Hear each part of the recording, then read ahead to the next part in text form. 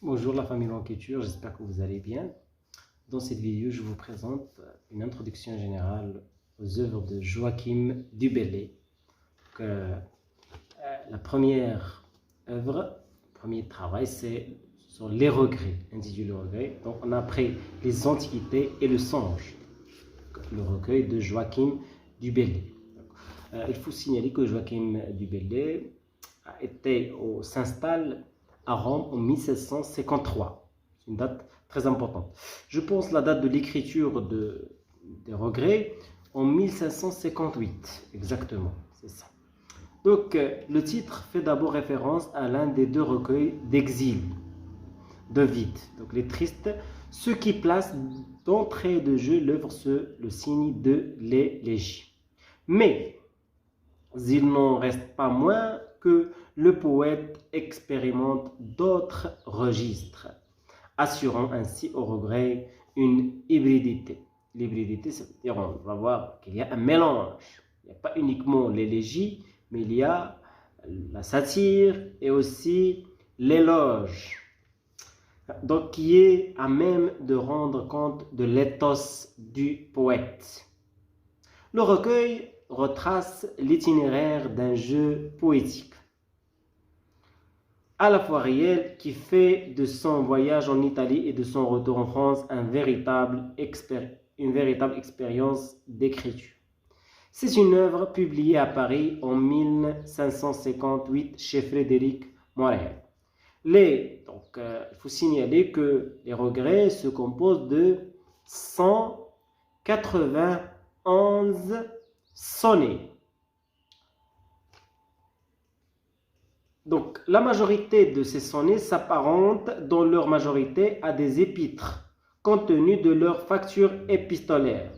Cet ensemble est précédé d'une épigramme liminaire en latin, ad lectorem, annonciatrice de l'esthétique de la varietas des regrets, d'une ode adressée à Monsieur d'Avenson et d'une sonnet intitulée à son livre où le poète imite Ovide. Ovide, il a écrit les Métamorphoses, je pense, dans les Antiquités. Le recueil se plie approximativement dans sa présentation d'ensemble à une logique, étant donné qu'il comporte 5 sections. Mais ce n'est pas systématique, attention. Du sonnet 1 au sonnet 5, un art poétique où le poète jette les bases de son projet de l'écriture. Donc là, on remarque que Joachim du Bellay écrit les bases, jette les bases de son écriture, de son projet de son écriture. Donc, voilà ce que je vais écrire. Voilà comment ça va être effectué. Voyez. Donc, du sonnet 6 au sonnet 49, la partie consacrée à l'élégie, à la plainte, partie élégiaque. Du sonnet 50 au sonnet 156, ça va être consacré essentiellement à la partie satirique. La dernière partie, qui sera à partir du sonnet 157, je pense, 156, jusqu'à la fin, ça veut dire sonnet 191, sera consacré à la partie laudative, la partie de l'éloge épidictique, ou encomiastique, pardon. Encomiastique. Néanmoins, il est à souligner que les frontières entre les différentes sections ne sont pas si étanches qu'on peut le croire. D'autre part, l'ensemble du recueil semble moins gouverné par un ordre chronologique ou linéaire que par des nécessités. Pardon, un instant. Donc, on a dit qu'il est gouverné par des nécessités psychologiques. Le poète déclare d'ailleurs en ouverture de son recueil qu'il a écrit à l'aventure. C'est-à-dire qu'il n'y a pas des règles préétablies qui vont gérer la rédaction et l'écriture de ce recueil. Cela rend compte d'emblée d'une écriture qui ne suit pas un ordre précis, mais qui participe des effusions d'un jeu tourmenté par son état d'exilé. Encore, faut-il ajouter que le jeu dans ses rapports multiples avec ses protecteurs, ses amis poètes, la famille royale avec l'héritage antique aussi se construit un ethos en fonction des divers masques qu'il porte. Ces masques, selon l'expression de Mélenchon, aussi variés que riches de signification, changent étant donné des circonstances et des humeurs du poète. En fonction, ça veut dire en fonction des circonstances et des humeurs et de l'état psychologique du poète. Le jeu se trouve en face à l'autre, inscrit le recueil dans la dialectique du singulier et du pluriel. Cette dialectique, réconfortée par le système épistolaire qui sous-tend le recueil, qui charpente le recueil, est au service du projet politique de Du Bellay, étant donné sa dépendance à l'égard des grands. Ceci explique en partie le recours à l'éloge dans le recueil. Le poète exhibe un patriotisme indubitable. Indubitable, ça veut dire certain. Et dénigrant Rome et magnifiant la France. Cependant, la veine satirique vient contrebalancer la veine encomiastique, puisque les mœurs des courtisans, qu'ils soient français ou italiens, sont mises à la vindicte. Du Bellay recourt au registre satirique pour critiquer les travers des courtisans et des hommes de l'Église et choisit parfois les attaques ad hominem, quand on attaque la personne en tant que personne, contre certains personnages comme Jules III et les Carafas dont le comportement révolte. La variété tonale est une caractéristique majeure du recueil. Elle traduit la volonté de mettre sous le titre des regrets non seulement les regrets d'avoir quitté l'Anjou natal, d'avoir perdu l'inspiration, mais aussi ceux dus à la désolation devant une lecture, ou plutôt devant une cité déchue. Une cité où le vice règne en maître.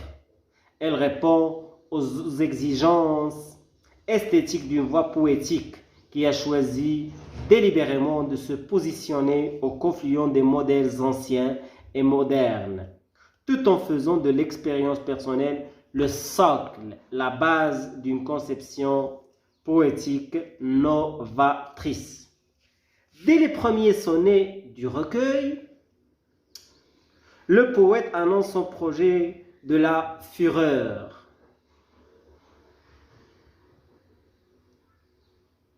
Sonnet 7, 13, 21, 24. Comme manière de rompre avec la tradition. Néanmoins, l'absence des muses est compensée par la présence de ce qu'il nomme une fureur plus basse. Celle-ci est à même d'enclencher un mouvement d'ascension spirituelle qui est tangible au niveau des sonnets dédiés à Marguerite de France. L'expérience poétique devient dès lors corollaire d'un ravissement platonicien permettant l'accès au souverain bien. Le style bas dans lequel le poète a exprimé dans les premiers sonnets la volonté d'inscrire son recueil reste une promesse. En effet, bien que les regrets donnent une impression de facilité dans leur lecture, comme dans leur composition, en raison de la simplicité qui s'en dégage, il n'en reste pas moins, ça veut dire il n'empêche pas que, il n'en reste pas moins que l'œuvre porte indubitablement la marque d'un style élevé. Celui-ci se trouve étayé, entre autres par le choix récurrent de certaines figures de style, par les renvois assez fréquents aux figures mythologiques, comme Ulysse, Jason, Roger, etc., mais aussi à des éléments constitutifs de l'épopée homérique, Homère, comme le voyage maritime et la tempête. Du Bellay virgule, incarnant l'idéal aristocratique que représente la fonction de poète, consacre la dernière partie de son recueil à la louange, à l'éloge, au laudatif. Louer cristallise en effet le rôle de la voix poétique. Dans les sonnets encomiastiques, ça veut dire la troisième partie, je pense à partir du sonnet 156 exactement. Donc la quête de la vertu devient à partir du sonnet 161 de plus en plus palpable, sonnet 177, une quête qui se transmue avec la louange de Marguerite de France, une élévation spirituelle, sonnet 184, 189 et aussi sonnet 176. Le discours laudatif acquiert aussi pour le poète la valeur d'une récompense, sonnet 182, et inscrit son projet poétique dans la durée. C'est grâce à la louange de la princesse, c'est-à-dire Marguerite de France, que la poésie dubéléenne jouira d'un retentissement chez la postérité, exactement sonnet 188. Les regrets, sont en dernier ressort le lieu de l'expérimentation par le jeu poétique du fiel et de l'exil, du sel, de la satire et du miel de la louange, dans le cadre d'une poésie qui se veut avant tout personnelle, voire intime. Donc, l'expérimentation par le jeu d'une poétique du fiel de l'exil, du sel de la satire et du miel de la louange. Fiel de l'exil, sel de la satire, miel de la louange, dans le cadre d'une poésie qui se veut avant tout personnelle et intime. Les regrets. Passons maintenant à la deuxième œuvre de Joachim du Bellay, intitulée Les Antiquités. Les Antiquités. Pardon, un momento, por favor. Perdonnez-moi. Les Antiquités, donc il s'agit d'un recueil composé de 32 sonnets. Et les petits par rapport au regret. S'ouvre sur une adresse au roi Henri II et se clôt sur un sonnet célébrant le poète. Ce choix stratégique renseigne d'emblée sur les efforts fournis de part et d'autre pour la gloire de la nation. Contrairement au regret, l'attention est portée sur la ville de Rome et sur son passé, dans une perspective de mettre en avant une réflexion sur les splendeurs et misères de l'Empire romain. Le recueil est construit par ailleurs sur la thématique de la fuite du temps. Apprenez ça, c'est très important. Le recueil est construit par ailleurs sur la thématique de la fuite du temps, de la vanité des hommes et des civilisations. Le poète prend Rome comme modèle pour rendre compte de sa conception à la fois chrétienne et philosophique de la vanité du monde. Les sonnets se succèdent pour peindre le spectacle de la déchéance de la Rome antique. Modèle de grandeur et de puissance, il s'agit en fait de décrire la ville non pas pour représenter un espace, mais surtout pour rendre compte d'un destin. Le poète, ça veut dire Joachim du Bellay, opte pour un tel titre afin de situer son projet dans le passé, ou plutôt dans un présent focalisé sur les vestiges anciens. Quand on parle de vestiges, ça veut dire les traces. Donc, on a dit, l'histoire de Rome est fort présente, bien sûr, dans le recueil. Depuis ses origines, les premiers pasteurs sont évoqués, par exemple, au sonnet 18, jusqu'à la chute de l'Empire romain provoquée par les invasions barbares. La corneille germane du sonnet 17, en passant par les guerres contre Carthage et les guerres civiles. D'ailleurs, le sonnet liminaire s'achève sur le mot présage pour dire que tout discours sur Rome est en réalité un discours historique étant donné que la ville est au centre de l'histoire. Le poète, guidé par les esprits des lieux qu'il évoque au sonnet 1, déplore le passé glorieux d'une capitale mondiale.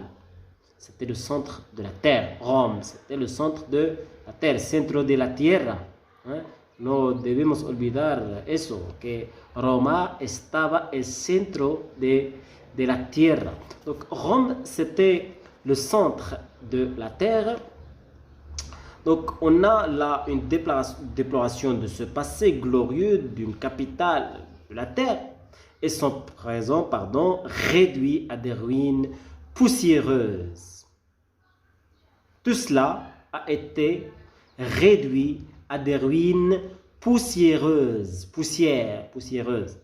À travers le sonnet liminaire au roi et le sonnet 25, le poète exprime la volonté de faire revivre ces ruines, notamment par le truchement de la poésie.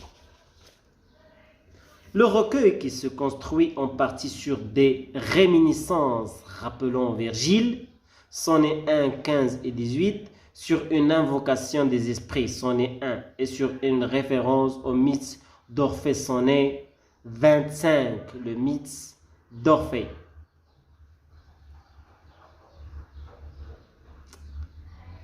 Rêver d'aspect d'une descente aux enfers. Le jeu poétique joue un double rôle. C'est à travers son regard que se construit l'image de Rome. Et c'est sa parole poétique qui affine cette image et donne à voir au lecteur. C'est lui aussi qui réfléchit à partir de ce qu'il voit comme ruine sur le destin des hommes et des monuments sujets à la disparition.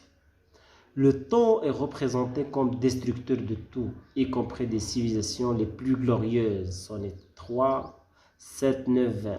Du Bellay se livre à une méditation sur les causes sous-jacentes de la destruction de Rome. Certes, le temps est l'une des causes principales, mais il n'en reste pas moins que la cité a été frappée par une malédiction divine en raison de son hybris, la démesure, et a été sujette à des guerres civiles qui l'ont déchirée durant le premier siècle avant notre ère. Sonnet 10, 21, sonnet 23, sonnet 24 et sonnet 31. Les antiquités s'organisent autour de trois thèmes fondamentaux: la grandeur de la Rome antique, sa ruine et sa survie dans le présent. Trois thématiques importantes: la grandeur de la Rome antique, sa ruine et sa survie dans le présent. Ces thèmes s'entrelacent tout au long du recueil, avec une prédominance assez nette donnée au thème de la ruine de Rome et du pouvoir destructeur du temps, lequel pouvoir s'inscrit en faux contre le principe de la translation impéri, le principe que le savoir ou le pouvoir passe d'un pouvoir à l'autre, d'un état à l'autre, de l'Orient vers l'Occident et vice-versa. Donc on a dit selon laquelle la France succédera à Rome. Certes, dans le sonnet liminaire, le poète exprime le souhait d'une transmission du pouvoir de Rome en France. Mais la dégénérescence, ça veut dire perte de qualité de toute nation et de toute civilisation est inéluctable.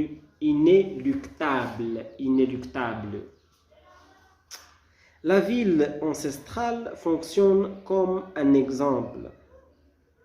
Elle est le théâtre du monde et son destin est celui de toute civilisation passée et à venir.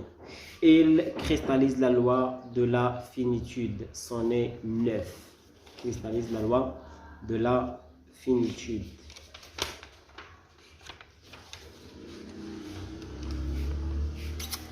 Un substrat philosophique se tend le recueil.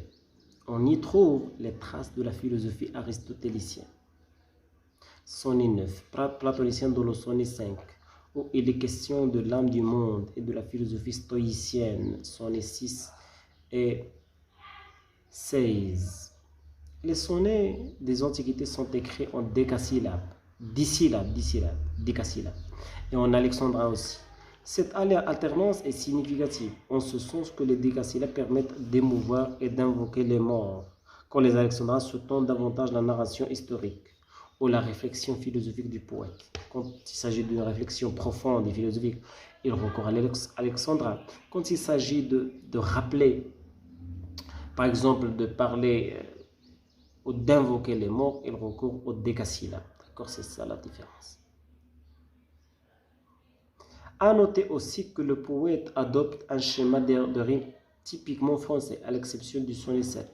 Les tercets sont construits selon le modèle marotique, avec un diptyque suivi de deux rimes embrassées, CCD, EED, ou bien selon le modèle de Pelletier, avec un diptyque suivi de deux rimes croisées, CCD, EDE. Passons maintenant au troisième recueil. Le songe. Pardonne, j'ai mal à la gorge. J'ai mal à mon appareil phonatoire. Mais on doit résister. Hein? C'est ça le secret de l'apprentissage. On apprend dans ce cadre-là. On doit résister. On ne doit pas toujours apprendre dans le cadre du confort, etc. Non, il faut patienter. Courage, patience, etc. Donc, le songe, considéré par certains comme un recueil à part entière, par d'autres comme un seul poème à facture narrative, ayant un début, le sommeil, et une fin, le réveil. Le songe s'inscrit sans doute dans la continuité par rapport aux antiquités. La preuve en est l'entrée in medias res, qui caractérise le premier sonnet, la coordination des deux titres. La réponse du démon au sonnet 1. Le titre Le Songe inscrit le recueil dans une tradition qui remonte à l'Antiquité avec, à titre d'exemple, Le Songe de Scipion de Ciceron, mais aussi dans une tradition italienne avec Le Songe de Polyphile de Francesco Colonna, 1499. C'est un écrivain italien. Du Bellay s'est vraisemblablement inspiré aussi du songe d'Élisène de Crène, autrice française du XVIe siècle, en plus de l'œuvre de Charles Fontaine, l'épitome des 5 livres d'Artémidon. Pardon, un momento, ça c'est l'appel à la prière. L'on doit le respecter. Ça c'est l'appel à la prière.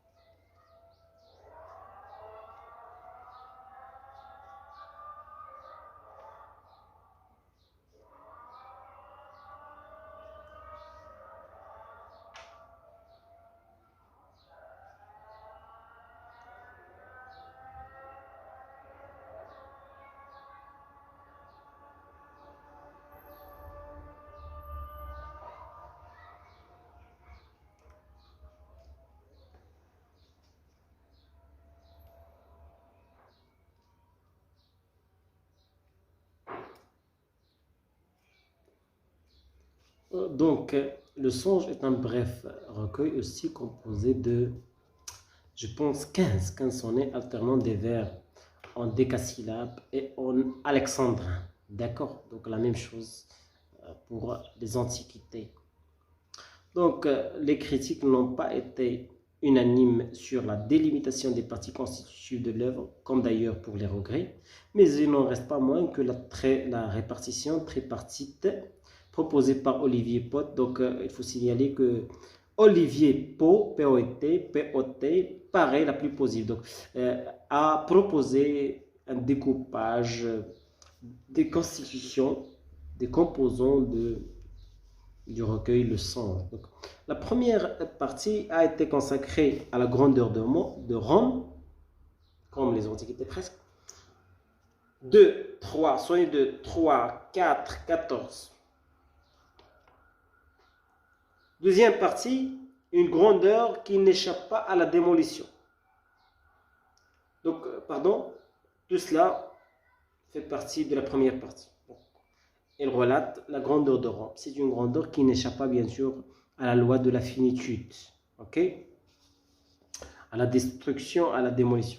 Deuxième partie va nous informer sur les crimes de cette vie, les crimes de Rome. Surtout au sonnet 8, 9, 10, 11 et 15. Et la dernière sera réservée à son châtiment.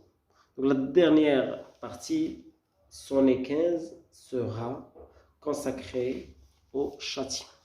Donc le songe du Bellay, dans le songe du Bellay dévoile différentes visions allégoriques qui se succèdent, comme dans un rêve, inspiré par un démon. Le démon étant un esprit bon ou mauvais, qui détermine les comportements des humains. Les sonnets sont introduits par un verbe de vision qui répond à l'injonction. Voix et temple au sonnet 1, formulé par le démon. Le songe repose sur un substrat biblique, l'Apocalypse de Saint Jean, et sur la représentation chaotique de Rome, servant d'exemple. Cependant, il est à noter que le poète procède par une sorte d'inversion des faits, dans ce sens qu'il ne s'engage pas à prophétiser le chaos de la fin du monde, mais à décrire la ruine actuelle de la ville. Il exhorte à réfléchir sur la démesure humaine et sur la vanité du monde. La composition du recueil est inspirée de Pétrarque, de l'apparition du démon jusqu'au réveil. Sont évoquées en effet les 6 allégories de la mort de Laure, la bien-aimée du poète toscane. Cependant, du Bellay use des dites allégories pour parler de la mort de Rome. On construit des visions cauchemardesques. La mort du laurier figure au centre du recueil, surtout au sonnet 9. Dans les autres sonnets où sont décrits les désastres naturels, sonnet 12, 13, ou la mort des animaux, sonnet 6 et 7, lui sont adjacents. L'intertexte pétrarquien véhicule l'esprit d'émulation entre le poète et le modèle italien, soulignant ainsi la rivalité franco-italienne. Encore faut-il ajouter que Du Bellay revient dans le songe sur les épisodes de destruction de Rome, d'abord par les barbares d'Alaric en 410, puis par les Lansquenets de Charles Quint durant le sac de la ville en 1500, bien sûr, 27. Le sac de la ville 1525. L'installation de Rome de Joachim du Bellay, c'était en 1553. Attention. Reste à signaler en définitive que le songe ainsi que les antiquités se donnent à lire comme des œuvres véhiculant une méditation profonde sur le temps comme facteur premier de destruction des civilisations, des êtres et des choses. Donc voilà, on est arrivé à la fin de cette vidéo. N'oubliez pas s'il vous plaît de partager la vidéo, de mettre un petit j'aime, de commenter la vidéo, comme ça vous nous encouragez et vous nous motivez. Au revoir.